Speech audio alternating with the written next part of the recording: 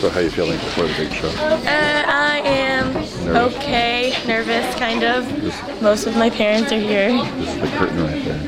Yeah. And so, what are you thinking about right now? Huh? What are you thinking about now? I'm thinking about if I disappoint my grandparents and my mom and my other mom, I'm gonna like, ugh, I don't know.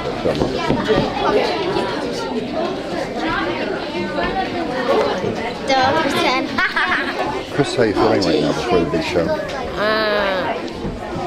That pretty much sums it up. Before the big show, you nervous? Nervous?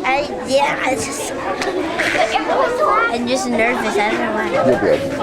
The moments before the big show. I'm extremely nervous. You guys. Jen, you too? Yeah. You okay? I'm okay. How are you? I'm sorry because I'm part of the sound crew and that doesn't really matter. You just hit the draw. Okay. Okay. You know your lines? You have a script here? Yeah? Okay. Jade, how are you doing? Moments before the curtain opens. You okay? You ready to go here? You nervous ahead of time here? No, not really. Just kind of ready to go? Yeah. It's a pretty nice flag you have here. Those are your props? It's not flags. Not flags. They're wind. The ocean. Oh, it's the ocean, that's right. Yes, so how are you doing now? What is your role in the play? I'm Eurystheus, the evil king. I'm Eudora. You ready to go? Yeah, I think. And who are you? I'm Eudora, his wife. You're a couple. Yeah. We don't have any children yet. She's expecting. She's expecting. That's too much information. Scenes here. So what's your role in the play, Sally? We're creature crew. Yeah, What's that? We're creature crew. You're creatures? Yeah. So is this who you are? Yeah. Can you hold up so we can get a sense of it? Whoa, those are pretty scary, huh? Very important role.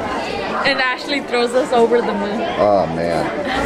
Have fun today. Skip around like Goldilocks with the deer. This I'm sorry. Doing a panorama.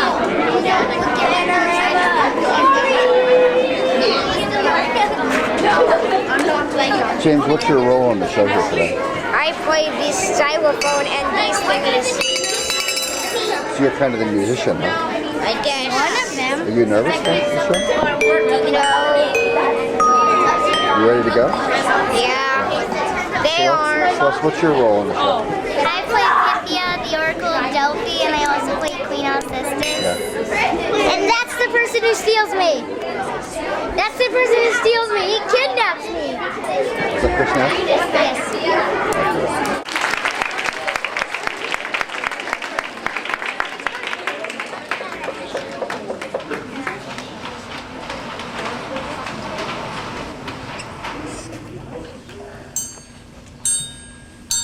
Heracles, a Greek myth. The Muses sang proudly of Heracles, often called Hercules, the strongest man who ever lived on earth. When he was just an infant, two poisonous serpents slithered into his cradle. But baby Heracles simply grasped the serpents in his hands and tossed them over the moon. He grew stronger every day, but his trouble was that he did not own his own strength. One day, his music teacher, Linus, scolded him for playing the wrong note. No, Heracles! See, not C sharp! In a fit of fury, Heracles tossed his teacher into the sea. She was carried off by the strong current and never seen again. Goodbye, Heracles. Don't forget to practice. When Heracles regained his senses, he was horrified. What have I done? Seeking wisdom, he went to Pythia, the Oracle of Delphi. Oracle, please tell me, what must I do to atone for my crime? You must serve your cousin Eurystheus for 10 years. In this time, you must perform 7 labors. Good luck. Eurystheus, the king of Argos, was cold-hearted. Both he and his wife, Queen Eudora, hated the mighty Heracles. They were both insanely jealous of his strength and courage so they conspired to give Heracles the most dangerous task possible. Eurystheus, Eudora, I have come here to do your bidding. What is my first labor? Heracles, as you know, the Nemean line is stalking through our herds. This monstrous slide had a hide so thick that no sword could pierce it. We want you to slay the beast. Can you do it? I will use all my powers to fulfill your request. Heracles found the beast in its cave and he prepared for battle. But the lion just keeled over when it beheld its fierce adversary. He proudly returned to Eurystheus and Eudora, the lion's hide slung across his shoulders. His first labor was completed. Heracles, you defeated the lion, but let's see if you can perform this task. Heracles, you've heard of a hydra, haven't you? Of course, it is a many-headed snake. Its breath alone can kill a man. That's right. Conquering this monster is your next challenge. Heracles traveled to the Hydra's lair, where he first built a fire. Heracles then drew his sword and attacked the Hydra. He fought fiercely, but every time he would destroy a head, two would go back in its place. Well, this isn't working. It's time for plan B. He rushed back to the fire and grabbed a flaming torch, for Heracles knew the Hydra's one weakness was fire. By now, Heracles had caught the eye of Hera, the queen of mountain limpers. She was a jealous god and resented Heracles' strength. So when she saw that Heracles had won, she sent a giant crab to help the Hydra. Giant crab, grab Heracles. Heracles, however, flicked it away with ease. Heracles returned to Eurystheus and Eudora. His second labor completed. They then sent Heracles to rid the Stymphalus lake of a swarm of dangerous birds. No one can resist inside of birds. Their feathers are made of brass and are as sharp as glitter. But Heracles made such a din with a huge drum that the birds took fright and flew away, never to return. Both Hera and Eurystheus were distressed, see with what great ease Heracles had performed his first three labors. Hera, it seems that Heracles is even more powerful than we thought. I know. Make him bring back the lavender and honeycomb and the sacred deer of Artemis, goddess of the hunt. Heracles will harm the creature and thereby earn the wrath of Artemis.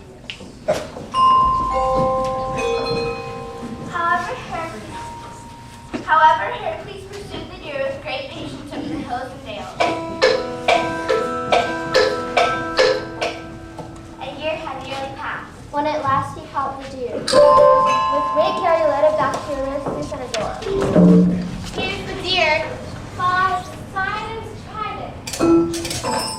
Next to humble his strong cousin, Eurystheus ordered Heracles to clean the stables of King Augeas. He has heard the giant tower. The stables have not been cleaned for 100 years. Ha! No man alive can clean these stables in 10 lifetimes. But Heracles changed the course of the river. The water started through the stables and washed them clean in less than a day. This situation is stabilized. For his seventh and final labor, Heracles was sent to find Hera's secret garden of the Hesperides and pick an apple from the tree of immortality that Mother Earth had given to Hera as a wedding gift. The Hesperides lay west of the setting sun, not far from where Atlas stood holding up the sky. On his way to the garden, Heracles encountered the Titan, Prometheus. Heracles, speak of the truth.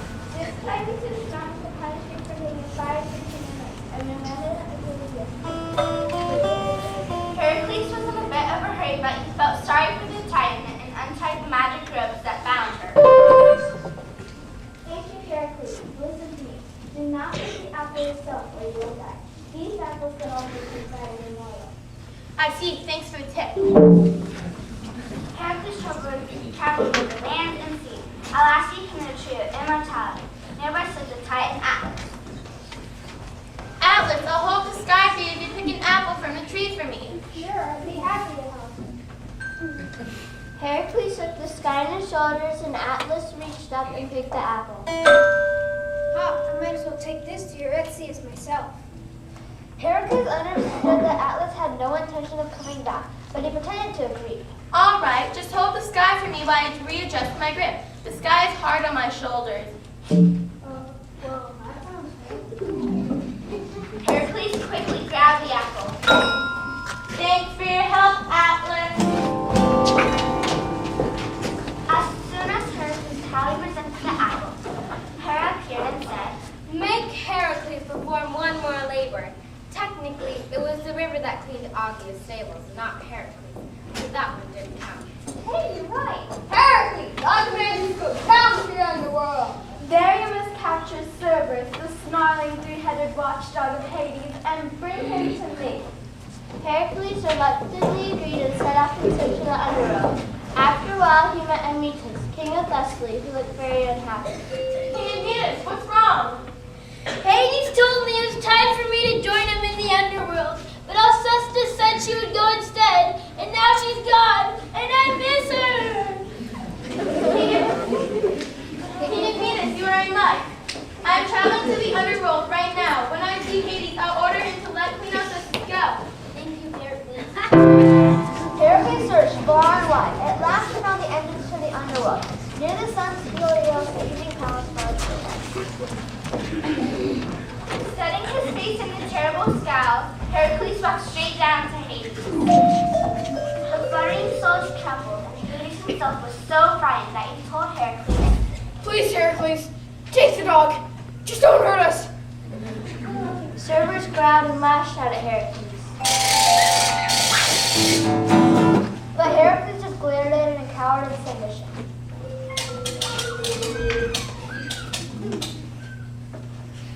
So I used to be going now, right? Not so fast, Hades.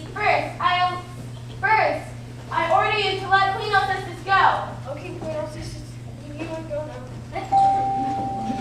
Great, see ya! When Eurystheus and Eudora saw the fearsome hound, they ran and hid behind their guards. Not knowing what else to do with the dog, Heracles sent Cerberus back to the underworld. Go home. Heracles had at last completed all his labors and had atoned for his crime. I'm free. Admired by everyone, Heracles traveled all over Greece, performing many more heroic deeds and making many more friends. At the end of his long life, Heracles descended to Mount Olympus on a cloud, where he lived in an eternal bliss, a forever joy to the gods. The end.